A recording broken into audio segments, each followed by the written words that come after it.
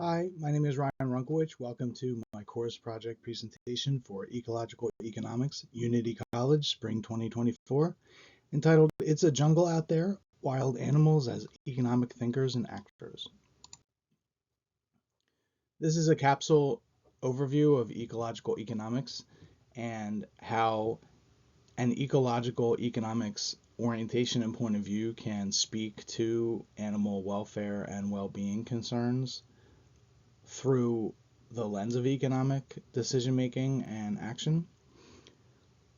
The top picture that you see is of Herman Daly, who, befitting his status as a god in this field, the halo over his head, and he stated the economy is a wholly owned subsidiary of the environment, not the reverse.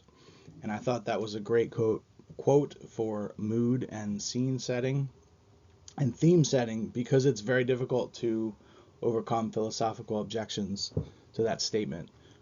Nature is foundational, and we must acknowledge limits and boundaries on our activity conceptually. If something isn't working, we need to either fix or replace it. There is an ideal structurally integrated whole between economics and the environment. And a quote that I found that was interesting in my research was, nature as a mirror. We can behold what we're doing to ourselves, because ultimately what we do to nature, we do to ourselves. And the alternative models of thought and engagement, economics is huge on that. So the differences are, this is just a capsule overview again. The animals are flowing towards the human, and this is to get human beings, as if they needed more convincement, to know that animals are independent of them and their influence, and we need to de-emphasize ourselves on the economic and evolutionary food chain. But so to speak, a lot of the examples you see, like complex communication, culture, long-term memory, and thought, construction, and action, are similar between the species. And yes, there are differences conceptually and practically between humans and animals, but animals do engage in economic-like activities, which will be the focus of my paper. The ethological connections. Ethology is animal behavior, and I picked wildlife because it does provide the largest umbrella of taxa, which is animal species and classifications, and also wildlife are especially vulnerable to anthropogenic, that is to say, human-caused effects of environmental change. Habitat destruction is huge, or alteration, if not outright destruction, although the pathway is pretty linear. The etiology of that, which is to say the study of the origins and the progression of that condition, is also part of ethology. The big reveal is that animals engage in economic behavior too. There's similar themes and descriptors tied in with the way humans process economic decision making and actions, and both are subject to habitats and state of mind and changes in conditions. Animals in particular have biological marketplaces, which is to say that biodiversity creates an environment by which they have their own chamber of commerce, which is a spatial location and ecosystem in which to do business. There's identical frameworks for thinking and choices. Wildlife especially must make do with immediate conditions of their surroundings, and the direct correlation with economics is for such items like calculating risk or risk aversion, rewards, and odds of success for a given thought or action. And the main thrust of my paper is going to be decision making strictures, which is to say the decisions that wildlife make are based on needs, preferences, and previously learned behavior. All of this is predicated on an ethic and a reality of resource availability, and that is especially true in a wildlife habitat. So we are taking nature into account, which is what ecological economics proposes that the field as a whole does, but that all thinking people should do in their awareness. But also, it's a nice double metaphor because nature is a bank account that is severely overdrawn, and we need to make deposits and otherwise alter the structure of that account so that it does not deplete completely. Animal emotions and cognition would be thought process, were first described in detail in the modern scientific sense by Charles Darwin in his work The Expressions of the Emotions in Man and Animals in 1872. And the big reveal here was yes, attributions of emotions to both animals and non-humans draw on the same neural mechanisms, brain structural mechanisms, and conceptual inferences between the species. Obviously, Darwin was a proponent of evolution, by which he's both best known and most vilified among modern scientists, but the purpose of this work was to show continuity in emotional expressions across the species and strengthen evolutionary theory. Interesting side note on the text itself for literary scholars is that Darwin designed his presentation to allow us to see ourselves in the mirror of animal emotional experience and to elicit recognition and sympathy as members of a universal audience. In addition, a lot of the later Victorian era painters who were already working with animals were influenced by this work, and you can see traces of scientific thought creep into their analysis and their presentations of making animals more human-like, which was a step in the right direction. Anthropomorphism is attributing animal thoughts and actions like unto a human being, but this was still a step in the right direction considering the time. So the fundamentals of ethology, again, animal behavior, and it has similarities with the way humans do business as well. Ambient awareness refers to a sense of place and geography. All of this is mediated through consciousness and perception. There's a trigger in the environment for a decision to be made or an action to be undertaken. So the environmental cue is then analyzed. And wildlife would and animals would evaluate their needs, and they look to and within that environment to meet those. Unlike humans, animals are constricted by their environment, domestic animals included, but they cannot necessarily think beyond their environment, but there's a lot of evidence to suggest that they do try to alter conditions in their environment to make matters more favorable. And finally, we have the behavior itself, and this is an identical process and procedure in humans, which is consciousness of something, a prompt for action, and then a ultimate decision or action is made. Excuse me.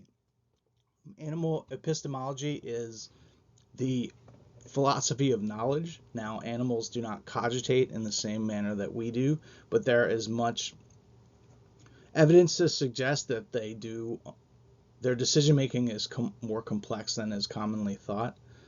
The consumer decision making process infographic there I thought was very interesting because it neatly outlines the steps that are almost identical to humans when they're making economic decisions. Now, the post-purchase evaluation is a little bit different, but you can make a go of the idea that an animal who is dissatisfied, so to speak, with his or her or its purpose, meaning the prey it's caught or something like that, is the it.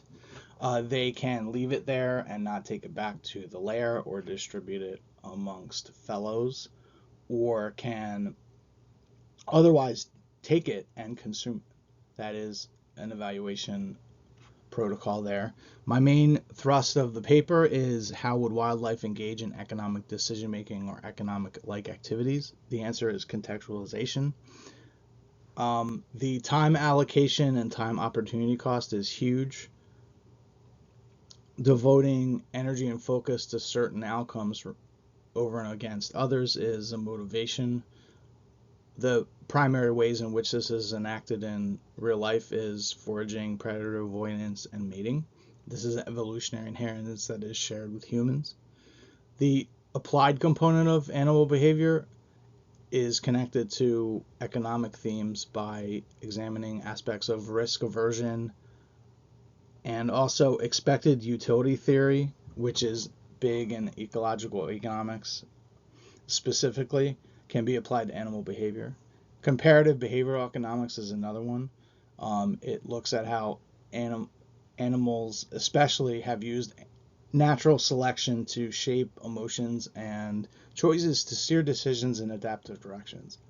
Um, there are a few other relevant factors, externalities, and public goods. Animals like us occasionally do things that are simply nice. For another animal, otters altering river flows in Oregon were documented, especially documented with tagging and cameras, and it's very much cooperative in that study, and it benefits other downline species. And also the infographic of the birds on the telephone wire I thought was cool because that's a human adaptation to our environment, the telephone wires, and then birds are adapting the adaptation.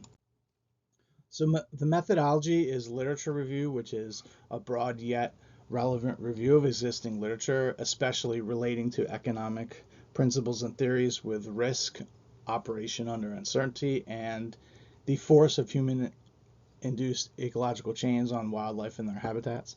Data gathering would mostly be through field studies and observation because that's how science is communicated in animal behavior and welfare.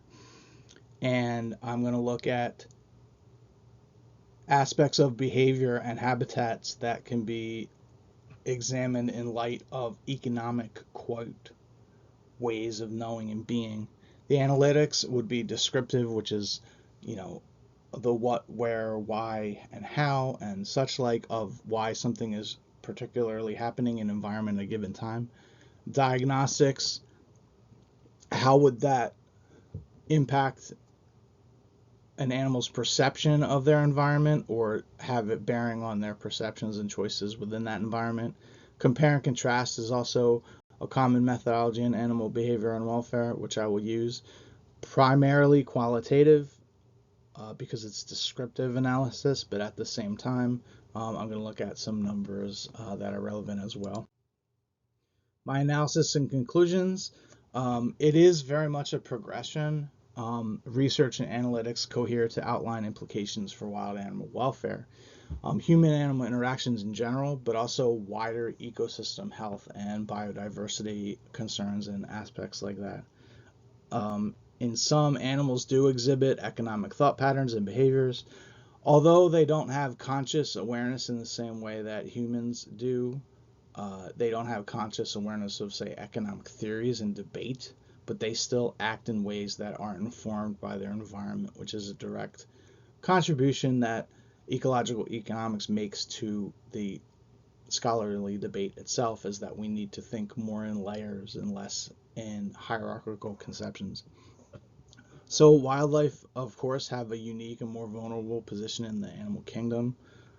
The deliberations that they must undertake are quicker and with less margin for error than other animals, which I thought it would be interesting operationally to look at them specifically because the consequences are weighted usually towards detriment of their welfare and how we could change that, especially because of climate change and damage. The options available to them in their natural habitat to satisfy their needs are changing.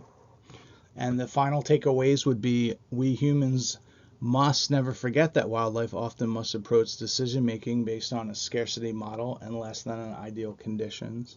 And this is aided and abetted by our carelessness and activity that is detrimental to all of us. It's an induced market volatility, which is an economic term that is very much in reverence, I should say, relevance here.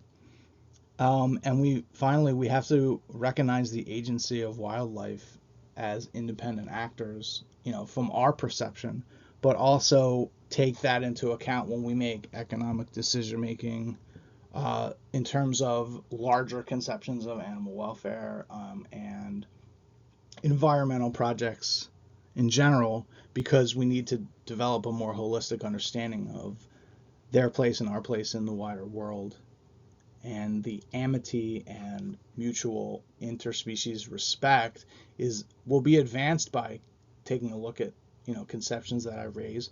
I realize I don't have as much time to devote to some of the more interesting side threads, but I think I made a compelling case for the usefulness of thinking of animals in terms of ecological economics, and also to benefit their welfare specifically, but also ours and the wider natural world.